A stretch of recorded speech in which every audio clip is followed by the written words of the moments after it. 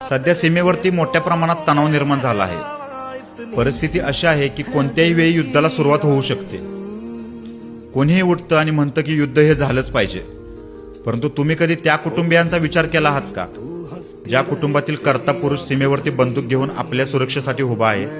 हे युद्ध झालंच तर कितीतरी महिलांचे कुंकू पुसले जाईल, कितीतरी आई आपला 17, 18, 19 वर्षांचा मुलगा गमावतील। किती मोठा तो त्याग आहे।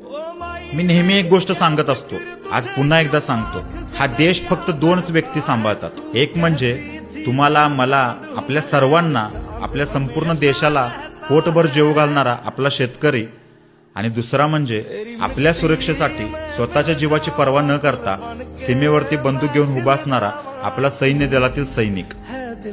पण दुर्दैवाने या दोन व्यक्तींनाच आपण जितकी हवी तितकी व्हॅल्यू देत नाही। आज तुम्ही कुठल्याही मुलीला विचारा आणि तिला सांगा की सैन्य दलातील एखाद्या मुलाचं स्थळ आले,